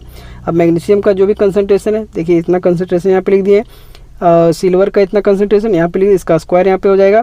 जब ओवरऑल इसको हम लोग करेंगे तो 3.17 वोल्ट, और माइनस में जब इतना आप इसको कैलकुलेशन जब कीजिएगा ना, तो आपको माइनस में 0.21 वोल्ट आएगा। इसको जब दोनों को माइनस करेंगे तो ओवरऑल आंसर हमारा 2.96 आ जाएगा। मतलब यहाँ पे क्या था कि ये हम लोगों को रिएक्शन दे दिया गया था, इसके आधार पे इसका सेल रिप्रेजेंटेशन करने बोला था, और इस सेल का भी कैलकुलेशन यहाँ पे करने बोला था। तो यहाँ पे हम लोग सेल रिप्रेजेंटेशन किया। सेल रिप्रेजेंटेशन करने के बाद यहाँ पे क्या करना है, नस्ट इक्वेशन का कुछ इस तरीके से लगाना है, क्योंकि ई सेल और ई नोट सेल जहाँ भी हमको बोला जाए तो वहाँ से हम लोग उसको क्या कर सकते हैं, उसका कैलकुलेट कर सकते हैं और कुछ इस तरीके से यहाँ पे हमारा जो है वैल्यू बन के आ जाएगा। ठीक है, तो ये स्टेप्स होता है, अच्छे तरीके से इसको कर सकते हैं। चलिए अब जो है हम लोग आगे बढ़ते हैं। नेक्स्ट क्वेश्चन यहाँ पे देख लीजिए, इसी टाइप का क्वेश्चन एक और यहाँ पे लिए ताकि आपका अच्छे तरीके से अंडरस्टैंडिंग बन जाए। अब यहाँ पे देखिए अगला क्वेश्चन क्या है कि what is the electrode potential of Mg2+ से Mg electrode in which concentration of Mg। देख लीजिए कंसंट्रेशन का भी जहाँ पे बात किया जाएगा तो वहाँ से हम लोग क्या कर सकते हैं, उसका जो है आसानी से बन जाएगा। ठीक है, और ई नोट Mg2+ से Mg कुछ इस तरीके से हमारा ये चीज़ वैल्यू दिया गया है। ठीक है, तो यहाँ पे अब हम लोग को क्या है, इस तरीके से जो है यहाँ पे दिया गया है, तो इसको अब हम लोग यहाँ पे बनाते हैं। ठीक है, वही चीज़ है, कंसंट्रेशन टर्म भी जहाँ पे दिखे वहाँ पे मतलब एक छोटा छोटा मतलब ट्रिक है बोल सकते हैं एक तरीके से, वहाँ से आप पता कर सकते हैं कि हमको नस्ट इक्वेशन कहाँ पे लगाना है। तो इस टाइप का क्वेश्चन है। अब यहाँ पे देखिए इलेक्ट्रोड पोटेंशियल यहाँ पे पूछा गया, मतलब अब यहाँ पे जो है बेसिकली आपका जो है देख लीजिए ई नोट भी यहाँ पे वैल्यू दिया गया, मतलब यहाँ पर भी ई सेल का ही कैलकुलेशन है इस तरीके से। ठीक है, अब यहाँ पे क्या क्या है सारा टर्म हम लोग यहाँ पे लिखते हैं। सबसे पहले क्या है कि कुछ इस तरीके से यहाँ पे देखिए छूट गया है Mg2+ यहाँ पे होगा। ठीक है, 2+ यहाँ पे लगा लीजिएगा। तो Mg2+ जो है उसका यहाँ के कंसंट्रेशन दिया इतना, मैग्नीशियम का है तो उसको हम लोग जो है 1 मान के चलेंगे, क्योंकि एक तरीके से सॉलिड बना है। इसको नहीं भी लिखा गया तो आप इसको तो समझ ही सकते हैं। ठीक है, क्योंकि वो सॉलिड वाला टर्म है तो वहाँ से हम लोग उसका वैल्यू 1 लेंगे। अब यहाँ पे देखिए ये जो हमारा Mg2+ से Mg है, तो Mg2+ जब 2 इलेक्ट्रॉन गेन करता है तब जाके Mg में कुछ इस तरीके से चेंज होता है। तो इस आधार पे अब हम लोग क्या किए हैं, ये रिएक्शन आपको रिडक्शन ऑक्सीडेशन करके देखना पड़ेगा। यहाँ पे जो आपका टर्म दिया रहेगा उसके आधार पे, उसी के आधार पे आप क्या कर सकते हैं, यहाँ पे जो लॉग वाला टर्म है उसमें आप वैल्यू बैठा सकते हैं। ठीक है, तो वही सारा चीज़ें देख लीजिए, सारा स्टेप बाय स्टेप यहाँ पे लिख दिए हैं। अब यहाँ पे वही चीज़ लिखेंगे, नस्ट इक्वेशन अब लगाना है सीधा सिंपल। इधर Mg2+ से Mg जो Mn+ वाला था और उससे M जा रहा था, तो Mn+ में यहाँ पे M2+ से Mg जा रहा है, और ई नोट वाला यही सारा टर्म यहाँ पे जस्ट यहाँ पे ई नोट लग जाता है, और माइनस में यहाँ पे सारा जो है लॉग से अब हम लोग ले रहे हैं। ln का यूज नहीं करें डायरेक्ट। यदि आप ln का यूज नहीं करना चाहते तो आप क्या लगाना, 0.059 सीधा सिंपल लगा देंगे, अपन में n लगा देंगे और कुछ इस तरीके से लॉग में उसका टर्म डायरेक्टली यूज करेंगे। और यहाँ पे जो इलेक्ट्रॉन का चेंज आपको दिख रहा है वो देख सकते हो, 2 इलेक्ट्रॉन है तो नीचे यहाँ पे 2 लिख दिए, लॉग कुछ इस तरीके से मैग्नीशियम और मैग्नीशियम 2+ इस तरीके से रख दिए। अब सीधा सिंपल जो जो यहाँ पे वैल्यू हमको दिया गया, इसका वैल्यू दिया तो यहाँ पे बैठा दिए, नेगेटिव में लिख दिए। ये पूरा यहाँ पे फॉर्मूला से आया। Mg सॉलिड है, इसका हम लोग 1 मान के चलेंगे, ऊपर 1 और नीचे इसका जो है Mg2+ का इतना आ गया। जब ओवरऑल यहाँ पे कैलकुलेट करेंगे सारा स्टेप लिख दिया गया, तो इसमें आप देख सकते हैं ओवरऑल इसका जब करेंगे तो -2.419 आएगा। तो स्टेप बाय स्टेप 2 तरीके का क्वेश्चन यहाँ पे आपको दिख गया। तो मेन तो हम लोगों का ये है। ठीक है, इसको आप लगा लिए, जो भी यहाँ पे टर्म दिया आपका कंसंट्रेशन, यहाँ पे चेंज देख लेंगे इलेक्ट्रॉन का भी निकाल के, उसके बाद यहाँ पे सारा वैल्यू पुट करके आपका आंसर आ जाएगा। ठीक है, तो इस वे से यहाँ पे अब इसको करेंगे। अब यहाँ पे नस्ट इक्वेशन हम लोगों का निकल गया, तो इसके आधार पे इसका डिफरेंट टर्म यूज किया गया, जो कि अब हम लोग यहाँ पे डिस्कस करते हैं। तो इसके आधार पे क्या है कि अब हम लोग इक्विलिब्रियम कांस्टेंट को भी कर सकते हैं कैलकुलेट। किसके आधार पे, नस्ट इक्वेशन से। जो ये हमारा इक्वेशन था इसके आधार पे अब हम लोग का क्या है, जस्ट यहाँ पे अगर आपको इक्विलिब्रियम कांस्टेंट डायरेक्ट दे दिया जाए उसका वैल्यू, तो उसके आधार पे निकाल सकते हैं। इक्विलिब्रियम कांस्टेंट हमारा Kc। ठीक है, तो यहाँ पे इक्विलिब्रियम चैप्टर जो पढ़ेंगे उसको आसानी से समझ में आ जाएगा। तो इसलिए इक्विलिब्रियम चैप्टर भी आपका बहुत बेसिक है, आसानी से उसको किया जा सकता है। बाकी यहाँ पे सारा चीज़ आप लोगों को तो बता दे ही रहे हैं। अब देखिए यहाँ पे लिखा है कि ऑन इक्विलिब्रियम कंडीशन, ये जो टर्म है इक्विलिब्रियम कांस्टेंट हमारा कब आएगा, इक्विलिब्रियम कंडीशन में रहेगा तभी तो आएगा। तो इक्विलिब्रियम कांस्टेंट को हम लोग नस्ट इक्वेशन से जो है किस तरीके से कैलकुलेट करेंगे यहाँ पे बात कर रहे हैं। कहता है on equilibrium condition cell reaction of Daniell cell is. Equilibrium condition में जो सेल रिएक्शन हमारा डेनियल सेल का, इसी का यहाँ पे एग्जांपल लेके हम लोग चले। तो डेनियल सेल का यदि हम लोग इक्विलिब्रियम कंडीशन पे अगर बात करें, अभी तो हम लोग सीधा सिंपल जा रहे थे कि Zn और प्लस में Cu2+ और ये वाला एरो वाला साइन दे रहे थे, एक ही साइड जा रहा था। लेकिन यहाँ पे यूज क्या किए हैं, इक्विलिब्रियम कंडीशन का किए, इसलिए ये दोनों साइड वाला एरो यहाँ पे इसका यूज कर रहे हैं। अभी हम लोग ये यूज कर रहे थे, अब यहाँ पे इक्विलिब्रियम कंडीशन है तो इसके लिए यहाँ पे ये यूज कर रहे हैं। तो डेनियल सेल के लिए यहाँ पे इक्विलिब्रियम कंडीशन में इसका जो रिएक्शन है वो कुछ इस तरीके से आपका है। अब इसके आधार पे हमारा क्या है, एक तरफ A है प्लस B है, और इक्विलिब्रियम में हम लोग पढ़े थे कि C प्लस डी, वही ऊपर जो बताया, तो KC का हम लोग वैल्यू कैसे लिखते थे, C इंटू डी और अपन में A इंटू बी। तो वही चीज़ यहाँ पे C और D में हमारा कौन है, C और D में जिंक 2 प्लस और कॉपर है, तो जिसका जिंक 2 प्लस यहाँ पे लिखा, कॉपर लिखा, अपन में इधर वाला टर्म यहाँ पे लिख दिए, तो यही हमारा KC होता है, तो जस्ट हम लोग KC लिख दिए। लेकिन अब हम लोग जो है इसका यूज हम लोग कहाँ करेंगे, KC का नर्स्ट इक्वेशन में यूज करेंगे, क्योंकि A जो टर्म है लॉग, यहाँ पे जो A वाला टर्म है इसको हम लोग क्या लिख सकते हैं, KC लिख सकते हैं। ठीक है, लॉग मतलब लॉग वाला टर्म है, यहाँ पे दिखाना है, आगे लिख दिए। यहाँ पे ये जो आपका दिखाया जा रहा है, ये जो टर्म दिखाया गया है, इसको हम लोग जो है KC लिख सकते हैं। अब आसानी से मतलब इसको लिखेंगे पूरा का पूरा, तो लॉग KC लिखेंगे। ये फॉर्मूलाज को लाने के लिए यहाँ पे दिया गया है। यदि आपको एग्जामिनेशन में इसका डेरिवेशन तो वैसे पूछा नहीं जाता है, डायरेक्टली आपको न्यूमेरिकल दे देगा, उसको आप बना सकते हैं। लेकिन यदि आपको दे दिया जाए कि इक्विलिब्रियम कांस्टेंट और नर्स्ट इक्वेशन को किस तरीके से हम डिराइव करेंगे, तो आसानी से आप ये स्टेप्स बस लिख दीजिएगा, आपका काम हो जाएगा। अब देखिए कुछ इस तरीके से इसका अब वैल्यू जो है कुछ इस तरीके से आ गया, ई सेल इतना आ गया, लॉग KC कैसे आ गया, KC यहाँ पे हम लोग इसको लिखे थे, तो इसके जगह पे यहाँ पे KC इसको लिख दिए। अब जैसा कि हम लोग का इक्विलिब्रियम स्टेट है, तो जहाँ पे ई सेल का वैल्यू 0 हमारा हो जाएगा उसके बराबर। जब भी इक्विलिब्रियम कंडीशन लगे तो ई सेल का वैल्यू हमारा 0 के बराबर। तो अब यदि ई सेल का इसका वैल्यू अगर 0 आ गया, तो इसके आधार पे इसको हम लोग कैलकुलेट कर सकते हैं। इसलिए जो ई नॉट सेल है उसका यहाँ पे कुछ इस तरीके से आ जाएगा 0.059/2 और लॉग KC जो कि हमारा डेनियल सेल के लिए यहाँ पे कैलकुलेट किया गया। बाकी आपका यहाँ पे और भी किसी तरीके का सेल है तो उसके आधार पे आप उसको कैलकुलेट कर सकते हैं। ठीक है, आपका जनरल यहाँ पे जनरल फॉर्मूला में यहाँ पे क्या आ जाएगा, in general E naught cell equal to 0.059/n हो जाएगा। बस यहाँ पे n का चेंज हुआ है, ठीक है, क्योंकि डेनियल सेल में हमारा जो इलेक्ट्रॉन का चेंज 2 आया था, इसलिए ये यहाँ पे हम लोग डेनियल सेल के लिए लिखें, जस्ट यहाँ पे n जस्ट लगा दिए, तो ये हमारा जनरल में आ गया। मतलब n अब जो भी आपका मेटल है उसका कितना इलेक्ट्रॉन का चेंज आ रहा है उसको आपको वहाँ पे देखना है, और उसके आधार पे आप यहाँ पे इसको लगा सकते हैं। यदि आपका डेनियल सेल आता है तो सीधा सिंपल यहाँ पे ये फॉर्मूला आपका लग जाएगा। किसके लिए, हाँ, जब इक्विलिब्रियम कांस्टेंट उसका KC का वैल्यू हम लोगों को कैलकुलेट करना होगा तब के लिए। चलिए इसके आधार पे यहाँ पे देखेंगे, इस पे न्यूमेरिकल। बस अब हम लोग जो है इलेक्ट्रोकेमिकल सीरीज का लास्ट आ गए हैं। एक और यहाँ पे रिलेशन अभी देखेंगे उसका, उसके बाद हम लोगों को इलेक्ट्रोकेमिकल सीरीज हो जाएगा पूरा का पूरा खत्म। उसके बाद हम लोग आगे जो है डिस्कस करेंगे क्या चीज़, हाँ, इलेक्ट्रोलिटिक सेल के लिए और इलेक्ट्रोलिसिस वगैरह जो भी टर्म उसको देखेंगे। और फिर आगे हम लोग का एक और बचेगा पार्ट इसका कंडक्टेंस। मतलब यहाँ पे जो इलेक्ट्रोकेमिस्ट्री है आगे पहले भी आपको सारा ऊपर में बताए थे, आज लास्ट में डिस्कस करेंगे इसको। ठीक है, चलिए एक क्वेश्चन इस पे यहाँ पे देख लेते हैं। कहता है calculate the equilibrium constant KC for the reaction. देख लीजिए इस तरीके से ही क्वेश्चन आएगा। यहाँ पे रिएक्शन है, इसके लिए यहाँ पे बोल दिया गया इक्विलिब्रियम कांस्टेंट KC का वैल्यू कैलकुलेट करना है। ई नोट सेल का भी वैल्यू यहाँ पे दिया गया, क्योंकि फॉर्मूला में ई नोट सेल होता है, तो उसके आधार पर हम लिख दिए। अब हम लोग जैसा कि जानते हैं ई नोट सेल बराबर ये फॉर्मूला ए वाला यहाँ पे, ठीक है। अब यहाँ पे इलेक्ट्रॉन का चेंज हमारा कितना है, 2 इलेक्ट्रॉन का चेंज है, जिसका आधार पे यहाँ पे इसको नीचे में 2 लिख दिए और लॉग KC लिख दिए। ई नोट सेल का वैल्यू यहाँ पे दिया गया है, ई नोट सेल की जगह ई नोट इसका वैल्यू लिख दिए, इतना यहाँ पे लिखे, लॉग KC यहाँ पे रख दिए। अब हम लोग को सीधा सिंपल कैलकुलेट क्या करना है, फाइनली KC कैलकुलेट करना है। तो लॉग KC बराबर इतना लिखें, लॉग KC बराबर 15.6 आया। अगर KC बराबर लिखेंगे तो इस तरीके से इसका जब कैलकुलेशन आप कीजिएगा तो आसानी से आपका जो है 3.92 इंटू 10⁻15 कुछ इस तरीके से आएगा। और तो ये हम लोगों का था इक्विलिब्रियम कांस्टेंट जो हमारा है उस पे, और नर्स्ट इक्वेशन में क्या किस तरीके से रिलेशन करके उसको हम लोग कर सकते हैं।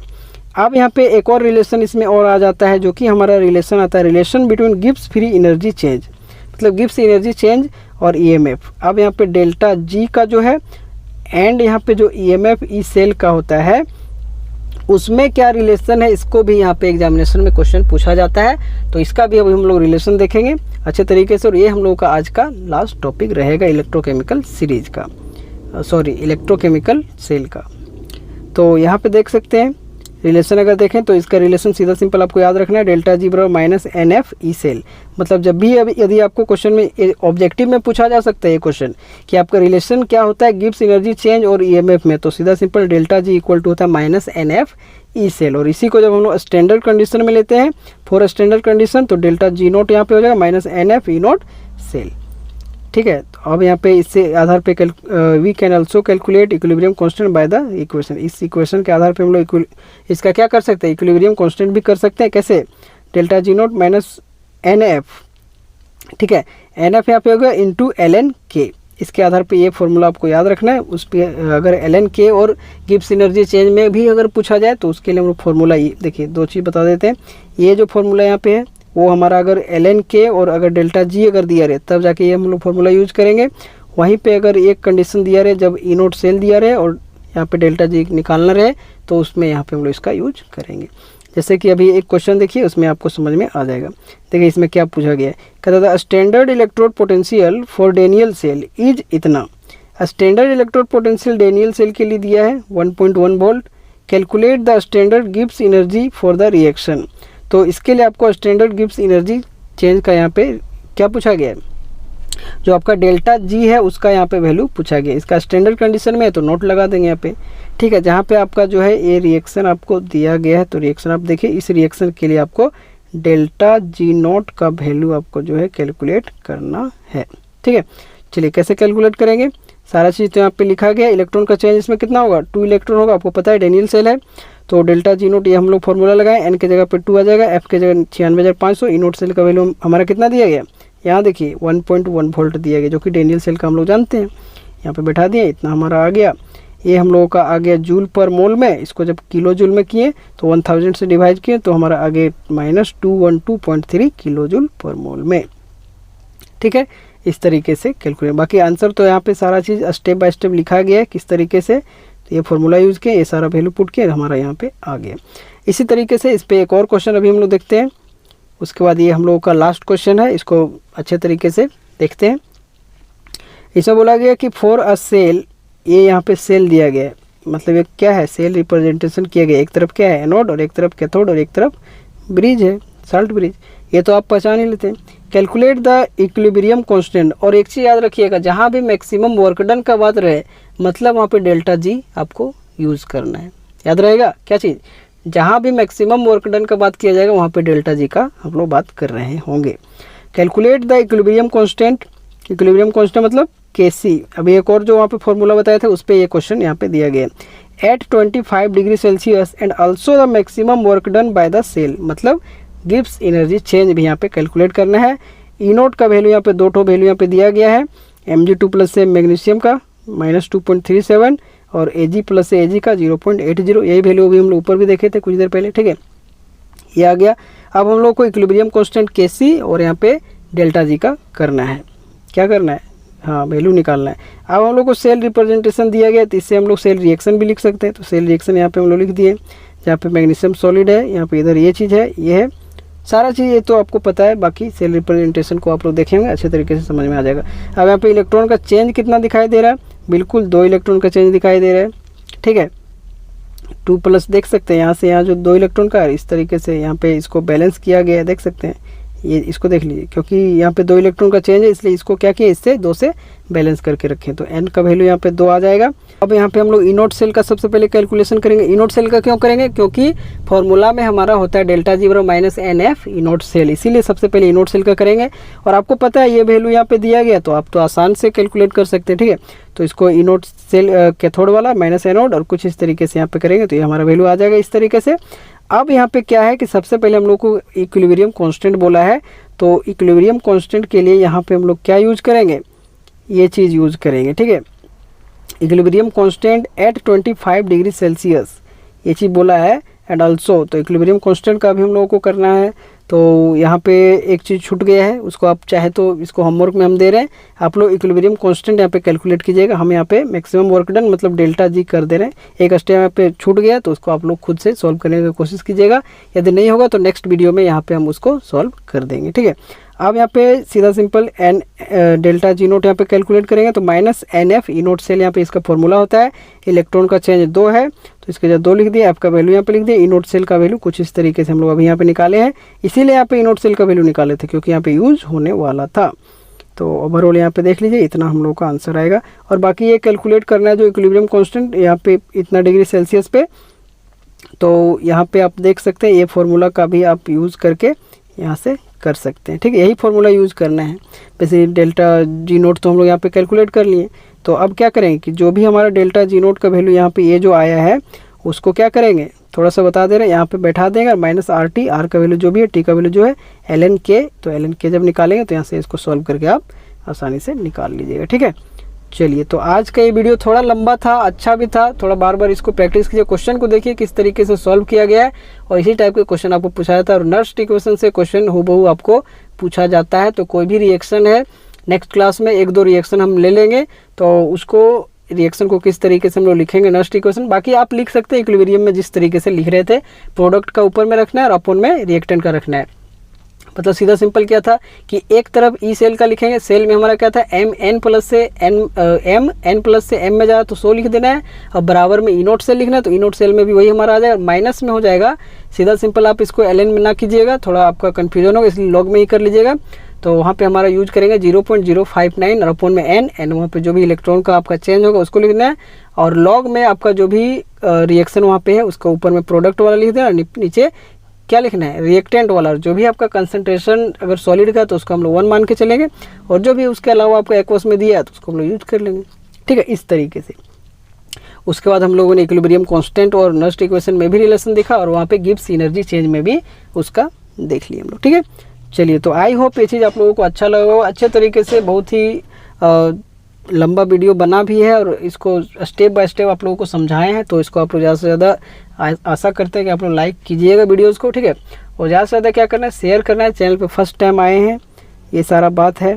चैनल पे फर्स्ट टाइम आए तो चैनल को सब्सक्राइब करना है, वीडियो को लाइक और शेयर करना है, और कुछ अच्छा सा कमेंट करना है। ठीक है, आप लोग कमेंट में बहुत कम करते हैं कमेंट, तो कमेंट आप लोग किया कीजिए। ठीक है, तो चलिए इस वीडियो को यहीं पर रखते हैं, नेक्स्ट वीडियो में लोग मिलते हैं, और भी अच्छे तरीके से और 1-2 क्वेश्चन करेंगे, और आगे इस सीरीज़ को कंटिन्यू करते हैं। तो चलिए इस चीज़ को यहीं पर रखते हैं। यहाँ तक आप सभी को बहुत बहुत धन्यवाद।